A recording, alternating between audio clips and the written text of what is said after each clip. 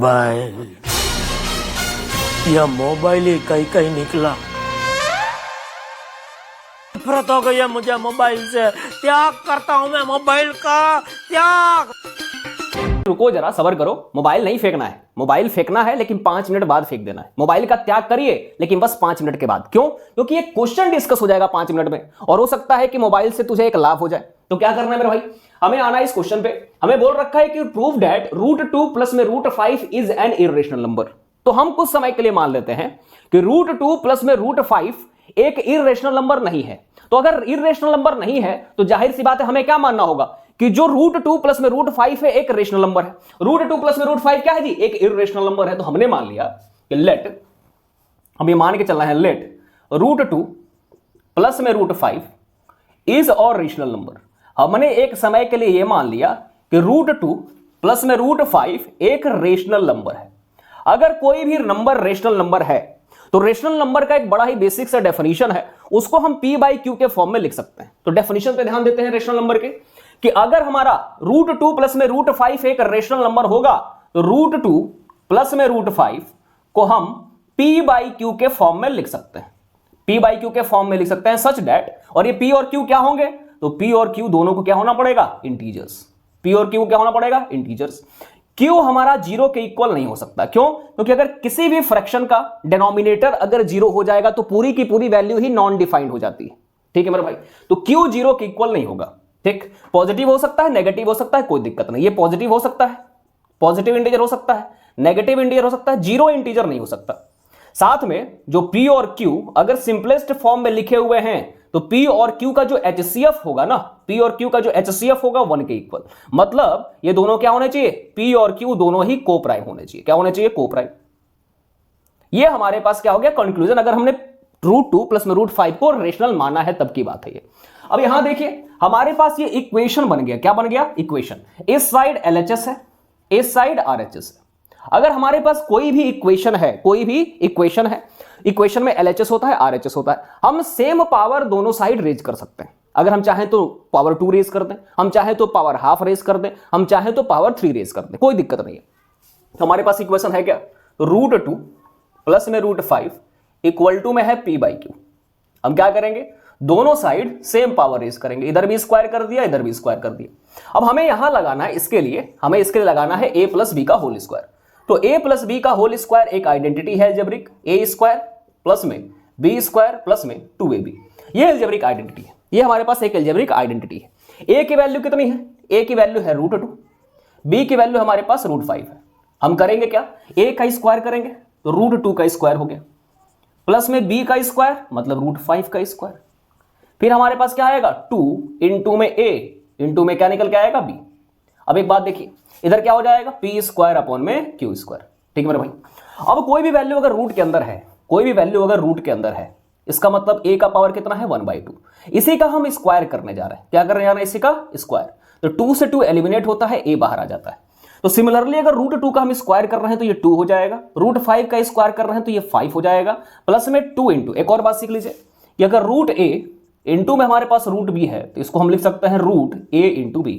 कोई दिक्कत नहीं है, यहां तक समझ में आया होगा आपको। तो सिमिलरली हम इसको लिख सकते हैं √10 इक्वल टू में हमारे पास क्या है? p स्क्वायर अपॉन में q स्क्वायर।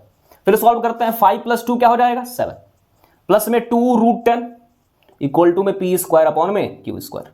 एक बात बताओ, ये प्लस का 7 है, इधर जाएगा क्या बनेगा? माइनस का 7।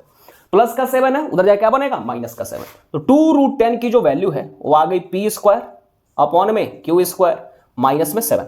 आगे सॉल्व कर लेते हैं इसको, आगे सॉल्व कर लेते हैं, आगे सॉल्व कर लेते हैं। ठीक, यहां देखिए 2 √10 है, यहां हम सॉल्व करेंगे तो 2 √10 की वैल्यू क्या आएगी? 2 √10 p स्क्वायर और 7 इंटू में q स्क्वायर, तो माइनस का 7q स्क्वायर अपॉन में क्या हो जाएगा? q square. अब ये 2 इधर क्या कर रहा है? 2 इधर कर रहा है मल्टीप्लाई, इधर आके क्या करेगा? इधर आके क्या करेगा? तो डिवाइड करेगा। तो क्या हो जाएगा? √10 की जो वैल्यू है वो आ जाएगी p स्क्वायर माइनस में 7q स्क्वायर अपॉन में 2q स्क्वायर हो जाएगा। क्यों? क्योंकि 2 इधर मल्टीप्लाई कर रहा था, इधर क्या करेगा? डिवाइड। ठीक है, अब एक बात बताइए, अगर हम p और q दोनों को इंटीजर मानते हैं, p और q दोनों को इंटीजर मानते हैं, तो √10 ये पूरा का पूरा क्या हो जाएगा? ये पूरी वैल्यू। अगर p और q दोनों इंटीजर्स हैं तो ये तो रेशनल हो गया ना, ये क्या हो गया? रेशनल। ये क्या हो गया, रेशनल। ठीक, लेकिन जो रूट 10 है एक इर्रेशनल नंबर है। रूट 10 क्या है, एक इर्रेशनल नंबर है। रूट 10 की नहीं, लेकिन रूट 5 की इर्रेशनैलिटी इसी चैनल में मौजूद है, उसका लिंक इस साइड आपको दिख रहा होगा इस समय, आप जाकर के वहां क्लिक कर सकते हैं। और रूट 5 के जैसा ही रूट 10 की रेशनैलिटी प्रूफ करना होता है। ठीक है, अगर कमेंट सेक्शन में हमको दिखेगा कि रूट 10 की रेशनैलिटी बता दी तो भी बता देंगे, लेकिन अगर रूट 5 की रेशनैलिटी आप प्रूफ कर लेंगे तो रूट 10 की भी कर लेंगे, एकदम बिल्कुल सिमिलर है। ठीक, तो अगर मैं इसको रेशनल मानूंगा तो इसको भी क्या मानना पड़ेगा, रेशनल। लेकिन रूट 10 जो है एक इर्रेशनल नंबर है, रूट 10 क्या हो जाएगा, इर्रेशनल। तो हमारी बात को क्या हो गया, एक कंट्राडिक्टरी बात कर दी, हम लोग विरोधी बात कर दी। एक समय पे बोल रहे हैं कि रूट 10 इर्रेशनल है और यहां बोल रहे हैं कि इरेशनल है, तो बात क्या हो जाएगी, झूठी हो जाएगी, हमारी बात क्या हो जाएगी, झूठी, है ना। तो इसका मतलब इसको क्या कर सकते हैं, है ना, आप नोट कर लिए होंगे उम्मीद है हमें। तो इसको हम क्या रेस कर दे रहे हैं, फिर यहां से कुछ लिखना चाहेंगे, हम क्या करना चाहेंगे, लिखना चाहेंगे। इसको नोट कर लीजिएगा, वीडियो रिवर्स कर लीजिएगा, मिल जाएगा आपको। ठीक, हमने इसको इरेज कर दिया। अब अगर हम मान लें सिंस p, q दोनों ही क्या हैं, इंटीजर्स हैं, तो देयरफॉर p स्क्वायर माइनस में 7q स्क्वायर अपॉन में 2q स्क्वायर, ये क्या हो जाएगा, ये रेशनल हो जाएगा, ये क्या हो जाएगा, rational. But root 10 is an irrational number. Root 10 क्या है हमारा, एक इर्रेशनल नंबर है। रूट 10 क्या है, इर्रेशनल नंबर है। This contradict our statement, this contradict our statement. Contradict का मतलब विरोधी बात से, दिस कंट्राडिक्ट, विरोध करना, अपनी बात क्या करना, विरोध करना। दिस कंट्राडिक्ट आवर स्टेटमेंट, ये हमारे स्टेटमेंट को कंट्राडिक्ट कर रहा है। क्या कर रहा है मेरा भाई, कंट्राडिक्ट, विरोध कर रहा है। ठीक, देयरफॉर रूट 2 प्लस में root 5 is an irrational number, ये क्या हो जाएगा, एक इर्रेशनल नंबर हो जाएगा। क्यों मेरे भाई, ठीक।